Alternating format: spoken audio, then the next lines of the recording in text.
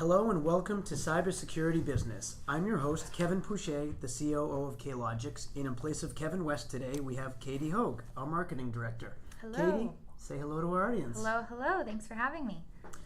As always, the goal of our podcast is to interview CISOs and other security leaders to hear their advice on the business of information security. This podcast gives our listeners actionable takeaways to help them increase the effectiveness of their security programs. Today we're joined by Chris Dunning, CISO of Affinion Group. Chris, thanks for joining us and welcome to the podcast. Thanks, it's great to be here. So, to kick it off, Chris, we thought you could give our listeners a little bit of information about your background. Talk to us perhaps about your background, how you got into information security, and maybe briefly walk us through your career. I think you've worked for some really interesting organizations and certainly some high-profile ones along the way. Sure, Kevin, thanks. Yeah, it's funny. I was actually earlier today meeting with a new manager just starting out, and the advice I gave him when he meets his new team and starts working, be sure to sit down and ask them their story, because everybody's story is different and ultimately plays into how you work with them going forward. Mine started as a project manager, so I was working for a regional bank in Rhode Island, doing data center implementations, configuration in the mid-'80s. The interesting part of the story is one day I get a phone call to stop what I was doing and come to the VP's office. And I walk in, and there's a couple of blue suits and my boss sitting there. And I get introduced and find out that they are external auditors. And I guess they were able to debit the CEO's personal checking account at the bank, 1 penny, because of a lack of controls within the banking business process. So that was my first project, working to implement RACF, which was a mainframe security tool for the bank. And the interesting part of the story is I was given unlimited resources and unlimited money to get it done, because this was going to have a direct impact on the bank's ability to operate as a bank. So, completed the project, big pizza party at the end, and went back to see my boss and said, what's the next project? And he said, come on, we have to go see the VP again. So I walked back into the VP's office, and they sit me down, and they said, you're good at this. As of this afternoon, you've been appointed the IT security manager for the company. And I said, okay, what happened to so-and-so? And they said, so-and-so doesn't work here anymore. So started to realize that not only is this an exciting dynamic field, it also can be very limiting on your career if you don't do it well. So from there, I just stayed at the bank. Banks in the 80s were acquired by the banks. Before I knew it, I was working for Bank of Boston, and I became a regional security officer responsible for multiple banks, lines, and then had another opportunity to move over to the insurance industry, and quickly realized I had a unique skill set in the fact that I could build security organizations because of my understanding of how security tools and technology got implemented within the business process. It just was a logical thing for me to do, to build the people around it. So I went to an insurance company at the time called Allendale, it's now FM Global, and put their security organization in place, and was there for about 4 or 5 years, and technology just kept changing. And the challenge that a lot of, I think, the earlier and the older security professionals had was the fact that you were limited by the technology you touched. And some of the organizations had, leadership that wanted to silo that technology and didn't want to give full visibility. And there was this brand new thing called client server being developed, and I wanted to get involved with it. So I actually left there to go run disaster recovery and the service desks for Stanley Works, Stanley Tools in New Britain, Connecticut. And just wanted to do something a little bit different because I'd spent a lot of time in the data center space, technology, and then in a meeting with the CIO, somebody mentioned I did security, and 2 weeks later I was responsible for security at the Stanley Works. So it just became this thing, earlier in the career where you did two things. My background was data centers and infrastructure, but you also did security on top of that.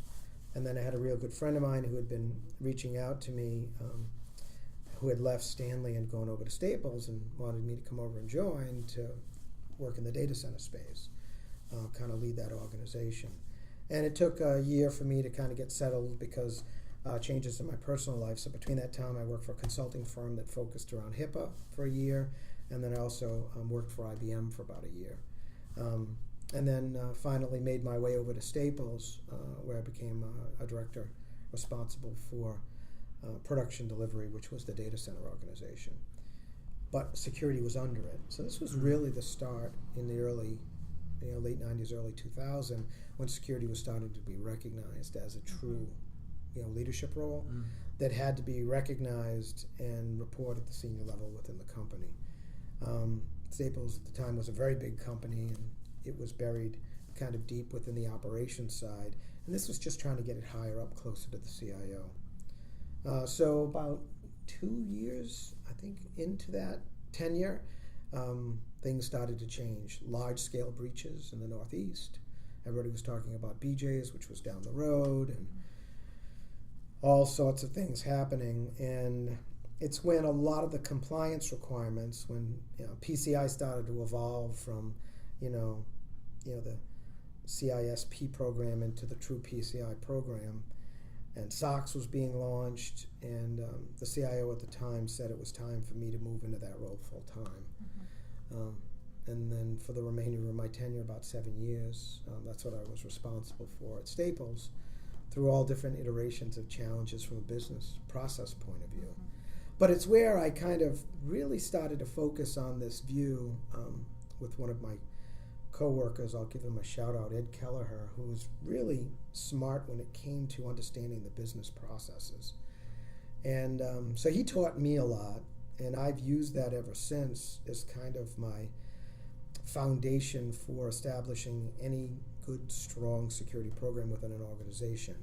You have to understand your business processes, your business use cases for data, and put appropriate controls in place, and be smart about it so you're not wasting money and that you're not, missing the risks that you have. And then, I left Staples in 2009 and have done a few smaller companies, which I really enjoy, which are all, investor-owned, VC-owned, that are all really trying to do something new and different. And one of those first companies was an e-learning company, and then from there, moved into the business services, so call center services, and dealt with 30,000 plus employees and the challenges that come from people, to now being over at the Affinion group, which is one of the largest volume, credit card businesses I've ever been involved with. Really focusing around the services that we provide from a loyalty and travel and membership services as a third party to other very large financial institutions and other companies. And you've obviously seen such an evolution take place from the start of your career to where we are now. How would you describe the current maturity of the CISO role and information security as a whole? Oof, it's a loaded one. So it's hard, because when you look at, the evolution, has it gotten better? Definitely, but it's still a game of averages. We're kind of gambling a little bit because there's no way to be 100% secure. If you're going to be 100% secure, you're going to have everything locked down so tight that you can't be in business. You have to have some amount of sharing of information with your customers, with your vendors and third parties that you work with your employees. Risk is one of those things that you truly need to understand and manage to. So I think it's gotten much better. I think we understand risk much better than we ever have in the past. The other thing I think that the industry has done, and when I say that both from an information protection and from an information technology point of view, we understand where all the big risks are and the low-hanging fruit, and I think that's why so much focus has been placed on, credit card data and our ability to use that and protect it. What's happening, and I think everybody sees this happening now, is governments and laws are being put in place from a privacy point of view that are creating complexity that aren't necessarily managing to risk, but managing to the expectations of the people that live within the countries where those laws apply. And we have to stay focused on, how do we lace that into business? Because you see people very comfortable having trusted relationships with a business and opting out and sharing their information, which is how it should be, where we have the ability to share information. But recognizing that once we have that information, we have a duty and a responsibility to ensure that it's truly protected. Mm-hmm. You kind of bucked the trend in terms of you were a CISO before there was a CISO title. Yeah. And you came up really with a business-focused background for a security leader, whereas the trend we tend to see is coming up the ranks from a more technical role. Mm-hmm. So do you see that as changed? Does the new CISO of today and tomorrow require a more business-focused leader? So one of the things that I was involved with a few years back was Dartmouth University's School of Business, the Tuck Business School, mm-hmm. has an executive ed program, and worked with a couple of the directors there to provide input to a program that they were running, which was, the business essentials for the information security professional. And the focus really there was, how do we give, those midline manager individuals the level of understanding that they have or they need going forward, because they've got the technical skill. To your point, a lot of these people came up through the engineering ranks. And what's the best way to ruin an engineer is to give him a management title, because now he can't do the thing that he loves, and he's got to deal with this person not showing up to work and the various pieces and parts that go with that, versus taking somebody who's in a management role, who is technical, and getting them to understand to be, a security leader. You've got to understand the financials and how they apply to the company. You've got to understand, risk and how to measure it and define it. You've got to be able to speak the language of the business. You have to be able to turn off the technical speak. And, I, sometimes call myself a translator. I sometimes call myself a fixer. But the reality is, if I get a room of very technical people together, I can talk to them and then leave the room and then go talk to the C-suite and say, this is what that translates to from a risk point of view and what it translates into from a business point of view. And getting more of those leaders lower in the ranks is just very powerful, because in the day-to-day decisions that they make, you can have a level of confidence and comfort that they're not just doing technology for the sake of technology. They're constantly taking the business view. Mm-hmm. So why don't we switch gears and talk about the dark web and what it means for at-risk data in organizations. So let's start it at a high level. Without getting too deep, yep. What is the dark web? I think there could be a perception that the dark web is, some individual technical people sitting in a basement in four corners of the world. Or is this a more sophisticated operation with networks of people and in some instances even nation state sponsored? What's your view of the dark web and why is it such a risk? Yeah. So, the risk has been there for a long time. This is an old problem with a new name. Yeah, it's a long time. So I've had opportunities to work with law enforcement, both at the state and the federal level, for many years. And it's always had the focus of partnership and our ability to help ourselves is very important. One of the things I say to people all the time is, especially in security incident and kind of breach response, wherever you're located, there is a local field office for the FBI or the Secret Service. Look them up online, get the number, call up and ask to talk to the agent in charge for investigations in your area. Establish that relationship so that you have it. I'll go back to the Clinton era, so under Janet Reno. So I worked a case where we had a contractor working at a company I was at who was arrested over the weekend on a Sunday, and we found out about it because his name and picture was on the front page of the Sunday paper. So imagine having to show up to work Monday morning and have to go talk to the management staff that somebody who works in the building, not necessarily an employee, he was a contractor, but somebody who was working in the building was just arrested by the FBI and had a record for hacking. Wow. And then, how do you, what do you do next, right. Sort of thing. So, FBI came out to the office, worked with us, and things started to make sense. We found out that through the help desk, some equipment had gone missing. We had found out that he was trying to set up a file share service for his family on our network, just all different things. The short version of the story is he was a young kid who was, working off of, let's just call them hacker sites. Sites that are specifically set up by like-minded individuals to share information, tools, and technology on how to hack.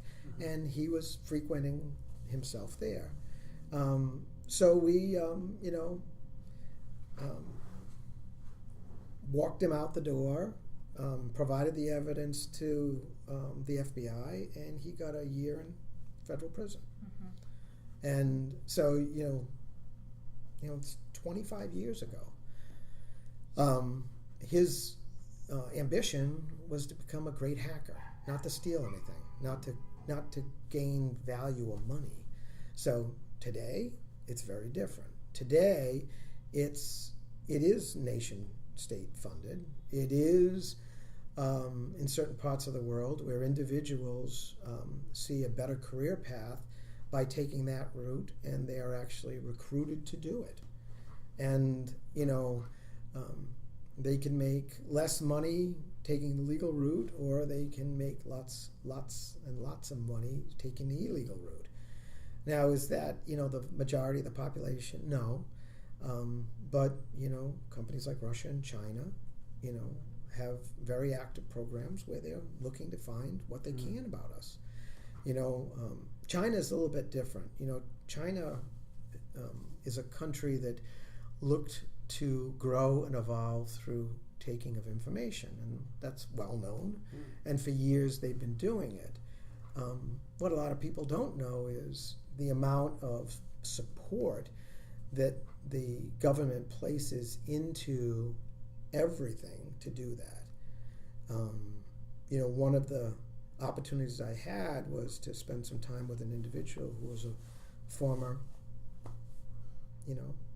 high-ranking person, with the Chinese government, and who left and defected to the U.S.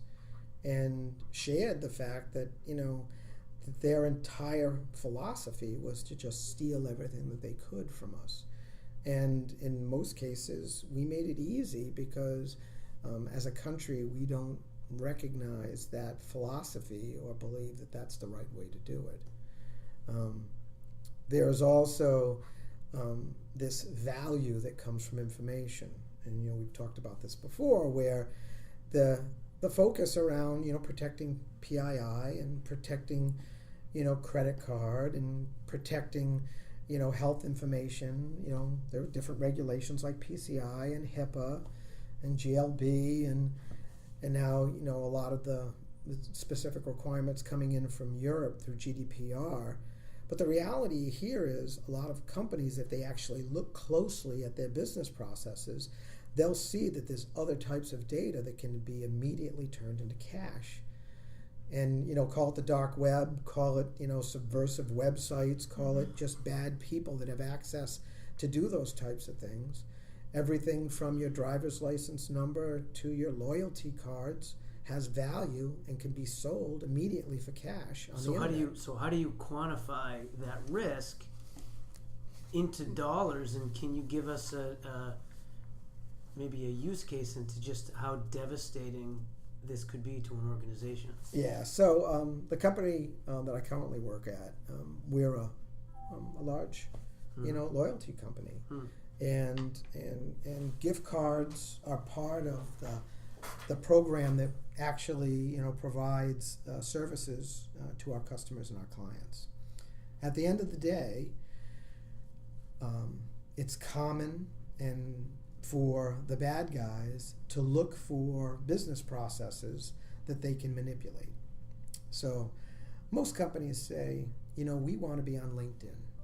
We want people to see our company. We want to see that this is a great place to work. It's a great place to recruit people. I need, a specific, database developer. I need somebody that can do marketing. Well, let's go look on LinkedIn. Let's see if we can find somebody and, ping them and see if they're interested in a job. Never mind the whole LinkedIn, job market services that they offer as well. So, it's common for everybody to say, I'm Chris Dunning, I'm the CSO at the Affinion Group. Well, what happens if you say, I'm John Smith and I'm responsible for very sensitive data that's worth millions of dollars, but I don't say it that way. I say it that I'm a procurement manager.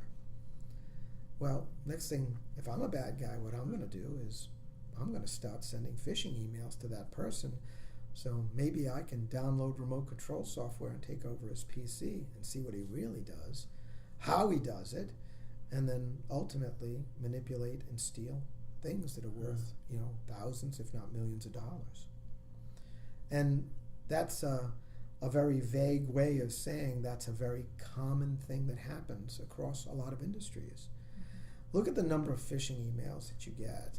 And the reality here is every company, every mail service has very sophisticated scanning that looks for all that and filters it out.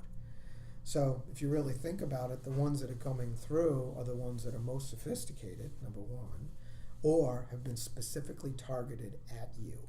They know who you are, they know what you do, and they're trying to trick you into giving it up.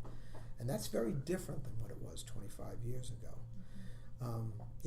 I tell people all the time, you don't have to be a victim, but you have to operate at a pace and a speed where you can be wise enough to understand that you could be the victim. And that's a very important distinction to make. So when you talk about business process, where does security need to come into play? Should it be in all business process discussions? How does a CISO get to that point where they know they're truly part of the business process? Yeah. So I'm very lucky. In the current organization I'm in, I own multiple facets of that process. The other part of it too is, I did dual roles here for a few years where I was also the VP of IT infrastructure for the company. So when you look at security and technology infrastructure, they are truly integrated at this company. I've since stepped away from that role. We appointed a new VP of technology, but the information protection requirements are really laced into the technology. I also have governance compliance under me as well, which it should. But what we did is we created a new organization that we call data governance. And I like to call it the high-risk data discovery team. And it's their job to actually go out and look for and to review business processes that might be at risk.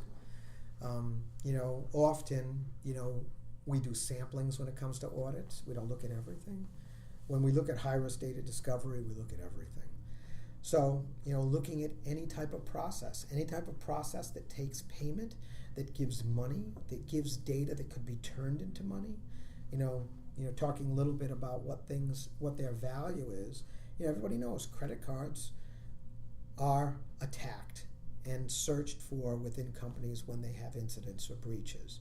And what they're looking for, and what PCI was really developed to protect, it wasn't the single transaction.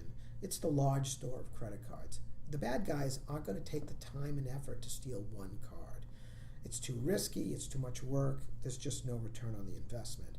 But if they can get to a file that has 50 million credit cards in it, they've hit the gold mine. Well, what happens if they get a file that has 50 million loyalty accounts? Well, if they're smart enough to figure out the business process, they could figure out how to get to those loyalty programs and start booking travel and start turning that into gift cards.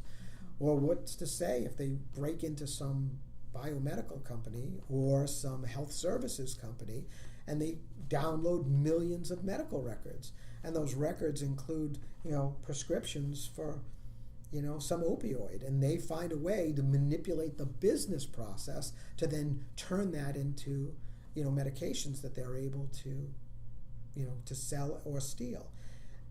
I don't know what the risk is. I do know that if you don't know what your business process is, you're at risk. And to compound that, if you don't know the business processes that use data that can be immediately turned into cash on the web, then you are blind. So that's where you start, understanding the business process. Yes. Is that the recommendation you would give to a new CISO that doesn't know where to start? Yeah, and I'd go in, based upon his business and what he does, figuring out where are the large stores of data and how are they used within the business process. And based on those data types, what's their value? And really kind of look at it through the lens of, if I was a bad guy and I was to get hold of this data, what could I do with it? Mm-hmm. And then what about when it comes to getting that mind share with the board and executives? How does the CISO then communicate the importance and the value of that? Yeah. So we have a program, our incident response program at the company. We call it the First 48. First 48 is a great way to market and promote the effectiveness of security incident response. When you talk about security incidents, it sounds kind of cold and kind of ridiculous, because who wants to hear about, somebody got locked out of their computer, or somebody was dumb enough to leave their computer in their backseat and got stolen. But the reality here is the First 48 is really designed after homicide, the law enforcement's homicide investigation process, because it forces the team to respond and provide as much information as possible around the event within 48 hours.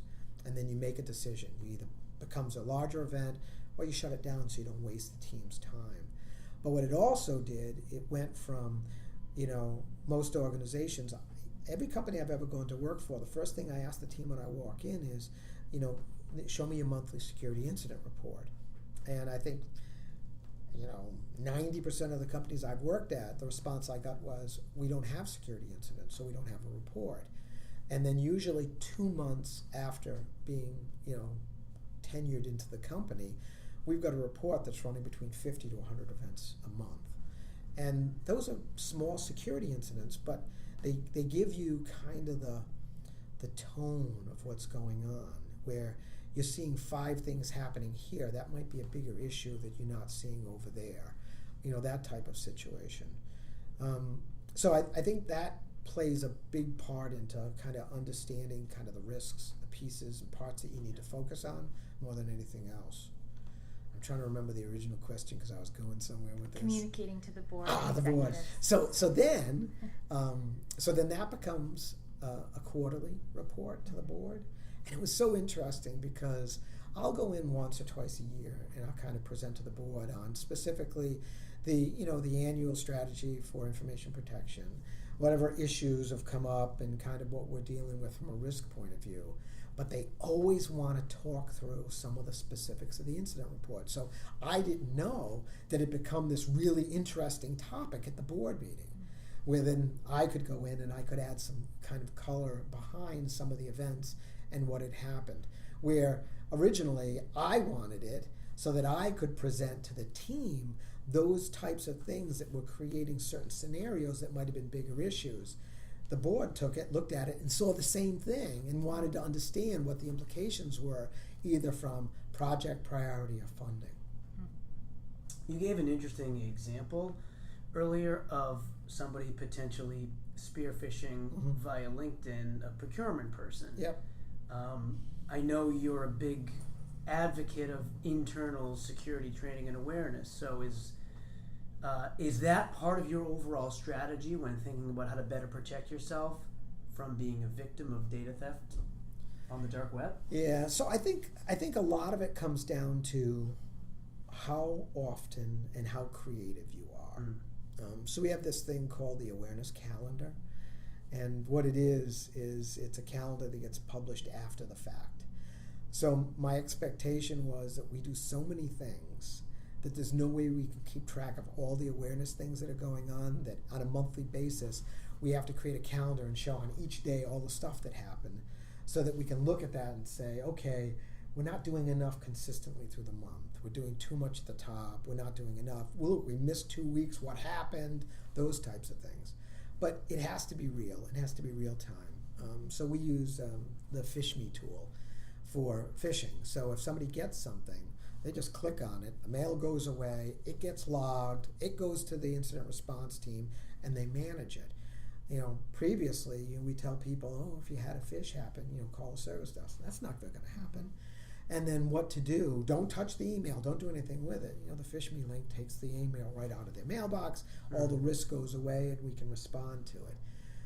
The other part of that is we actually run our own internal phishing against our own people using the same tool. So we'll create the phish, we send it to them, and then we measure. Did they read it? Did they open the attachment? Did they click on the link? You can see just how bad it was. And then appropriate training. And it's something you have to do a lot. And when I say that, it's gotten to the point where, and you could say this good or bad, we do an announcement about a new service or product that's coming out. It came from the service desk, and everybody's clicking on the PhishMe button saying this is a phish. And it's a legitimate email. Well, it's just as easy for them to send out a notice saying it wasn't a phish. And there's the reasons why. They can get back to the people directly and let them know. So it's a challenge. It really is. I'll give you another interesting story. We had a phish that had happened within the organization. Same type of thing. HR, click on this link. We need you to provide this information. And we understand, or came to understand, that the people who responded to it, they responded differently based upon their culture. So what we found was certain phishing attacks, if you were American born, and my office is based in the Stanford area, so let's just say a lot of New York City culture, and if HR wants you to do X, Y, and Z, the first response was, I'm too busy. Why are they asking me this? They should know it. And they just ignore the email. If you are a two-language citizen, born in another country, came here sometime during your life, you see authority different. And we had several individuals, all in that case, 3 of them, who responded to the phish because they thought HR is asking, they're an authority, I have to give them the information.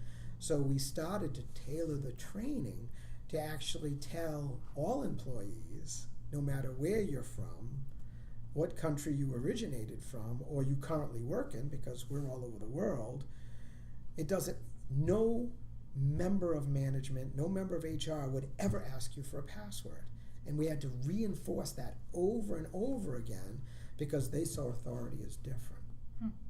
And in terms of metrics, do you collect on average so many people clicked this month versus this month and are able to show to your executives or just your team, here's how we're improving? And then along with that, what about benchmarking against similar companies in your industry with their phishing rates? Does that occur? Yeah, no benchmarking. And the challenge that we often have is, which industry do we align to? We provide services for banking, but we're not a bank. So we tend to fall into the financial services space. But we do the first part, which is we do it by department. We phish a whole team. Based on their results, they get refished. based on their results. So each time, based on their results, there's certain things that happen. So if you open the email, clicked on the link, you get training. You open the email, clicked on the link, and gave up your credentials, you get a one-on-one session with a trainer. Trying to understand what you were thinking, and create a moment that hopefully you'll think again, instead of just saying, "Oh, go take the training course." Second training, they do it to them again with a different email, and if they fall for it again, it's a person that goes sits down and tries to figure out what's the disconnect. It isn't about yelling at them. It isn't about firing them or getting them in trouble. It's we got to understand, because we're obviously doing or we've figured out something that if the bad guys figured it out, you'd give up your credentials every time. And usually by the second time they get it, and they actually become the advocate for this and are very vocal around the organization about what they've learned. You just ingrain it in them so much. Well, it's not. You got to spend some time figuring out the why. Why did they do it? Yeah. What's the root cause of the problem? Yeah. So I know we talked earlier, and you kind of started part of the conversation in your career talking about some of the kind of first most prominent breaches, right? People would point to companies like BJ's, and so we also talked about how the dark web is really just a new name for an old problem. So people certainly have gotten more sophisticated. Sure. I think companies have also gotten smarter, right? Security, as we've discussed today, has become more prominent. By and large, corporate America, are we more secure today than we were yesterday? I think we're trying to evolve as the security challenge evolves. So we're only as good as the risk that we know and understand. So, I'd love to say there's an A, B, and a C. Yeah. There has to be a level of effort that's consistent and remains consistent for the ever-evolving risks that are happening. Who would have thought that a foreign country could have weaponized Facebook into manipulating people's behavior? Right. A lot of people, focus on a lot of the risk that's happening within our worlds today. Talking about different tragedies and events that have happened, and that's the closest I've seen to a 9/11 level cyber attack. To many countries. I mean, we weren't the only ones that they've done and done that level of manipulation. And I think everybody's seeing right now how that's continuing to the point where Facebook is saying, we need help. These guys are really good at this. Yeah. Well said. So I think we're about out of time. Chris, we really want to thank you for joining us today. I think our listeners will benefit from a lot of this information, so thanks for joining us. Thank you. It's a lot of fun. Thank you again. Appreciate the time. And as always, you can find more about this and other podcasts on our website, klogixsecurity.com/podcast.